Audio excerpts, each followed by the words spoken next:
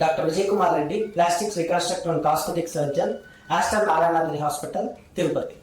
ఈరోజు మనం ఒక ఇంపార్టెంట్ దీని గురించి మాట్లాడుకుంటాం. డయాబెటీస్ అనేది మీ అందరికీ తెలిసిందే. ప్రతి నలుగురిలో ఇద్దరు కానీ ఒకరు కానీ ఖచ్చితంగా ఉంటుంది. India is the diabetic capital of world. So ఇది ఒక ప్రాబ్లం మనము టాబ్లెట్స్ ద్వారా ఎలా రీచ్ అవుతుంది. కామన్గా ఎక్కువ ఇబ్బంది పడుతుంది, దానివల్ల మనకి ఎక్కువ మార్పిటీ ఉన్నది డయాబెటిక్ ఫుట్ అనేది. అంటే డయాబెటీస్ వల్ల మనకి యాక్చువల్గా తల నుంచి కాలు గోరు వరకు ప్రతి ఒక్క అవయవం మీద దాని ఎఫెక్ట్ ఉంటుంది. కళ్ళు బయటకు కనిపించినా కనిపించకపోయినా.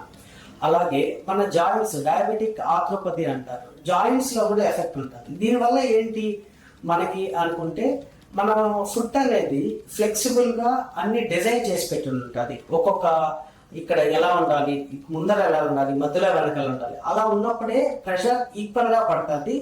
సో అది అలా డిజైన్ చేయబడి ఉంటుంది. ఈ డయాబెటీస్ వల్ల, ఏజ్ వల్ల ఏమవుతుందంటే ఆ ఫ్లెక్సిబిలిటీ అనేది తగ్గడము, మన ఫుట్లో ఉండే ఆర్చ్ మారడము, వీటన్నిటి చేంజెస్ వల్ల ఏమవుతుందంటే మామూలుగా పడాల్సిన దానికంటే ఎక్కువ ప్రెషర్ పడుతుంది.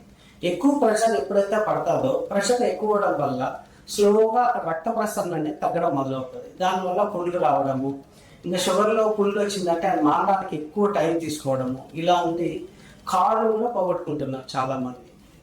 సో మనం తీసుకోవాల్సిన జాగ్రత్తలు ఏంటి అంటే, ఫస్ట్ ఆఫ్ ఆల్ షుగర్ని అబ్జల్యూట్గా కంట్రోల్లో పెట్టుకోవాలండి. ఫిజికల్ యాక్టివిటీ చేయాలి. వీటితో పాటు మనకి ఏ చిన్న దెబ్బ తగిలినా లేదా ఏదైనా చిన్న డౌట్ వచ్చినా, ఎర్రగా ఉన్నా, బొబ్బు వచ్చినా మనం ఏం కాదులే మాత్రలు వాడుకుందాం అని అనుకోకుండా వెంటనే ప్లాస్టిక్ సర్జరీ కన్సల్ట్ అవ్వండి. ఆ ఇనీషియల్ స్టేజెస్లో మనం ట్రీట్ చేయడం అనేది చాలా బెటర్ అండి compare to last stage. So ఇనీషియల్గా వస్తే జస్ట్ మనం టాబ్లెట్స్ రాయడం, యాంటీబయాటిక్స్, వాటికి కావాల్సిన చొప్పులు మార్చి మాడిఫై చేయడము, లేదా ఆయింట్మెంట్ అప్లై చేయడం చాలా ఈజీగా మనం ట్రీట్ చేయడానికి మనకు అవకాశం ఉంటుంది. ఒక్కసారి అది నల్లగా అయిపోయింది, చీము వస్తుంది, స్మెల్ వస్తుంది అంటే ఒక్కసారి కుళ్ళిన తర్వాత మనం చేయగలిగింది ఏం లేదు. దాన్ని తీసేసి మిగిలిన పార్ట్ని కాపాడడం మాత్రమే మనము చేయగలిగేది.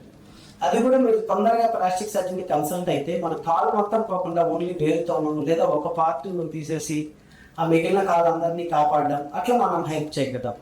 సో ఇది అందరికీ చాలా ఇంపార్టెంట్. ఎందుకంటే ప్రతి ఫ్యామిలీలో మనకి షుగర్ పేషెంట్లు అనేవాళ్ళు ఉంటారు. సో డయాబెటీస్ వల్ల ఏ చిన్న దెబ్బ తగిలినా, ఏది తగిలినా కానీ మీరు నెగ్లెక్ట్ చేయకండి. తర్వాత నార్మల్ వాళ్ళకి ఉన్నంత స్పర్శ వాళ్ళకు ఉండదు. అంటే మనం నడిచేటప్పుడు చిన్న ఇసుకరైన వాళ్ళు గుచ్చుకుంటే మామూలు వాళ్ళకి మనకి తెలుస్తుంది, వాళ్ళకి తెలియదు గుచ్చుకున్నట్టు. అది ఇన్ఫెక్షన్ అయ్యి చీమ్ కాలిన తర్వాత ఇక్కడ ఏదో ఉంది అని వాళ్ళు కనిపెట్టి అప్పుడు వస్తూ ఉంటారు. సో ఈ తీసుకోవాల్సిన జాగ్రత్తలను తీసుకుంటూ ఏ చిన్నది ఉందో వెంటనే ప్లాస్టిక్ సర్జరీని కలవండి. మనకు ఓన్లీ ఈ గాయం పరంగా ట్రీట్మెంటే కాకుండా మనం ఎలాంటి చెప్పులు వాడాలి, ఏమేమి జాగ్రత్తలు తీసుకోవాలి, వీటన్నిటిని డీటెయిల్గా తెలుసుకొని మన కాలం అనేది కాపాడుకోండి. Thank you.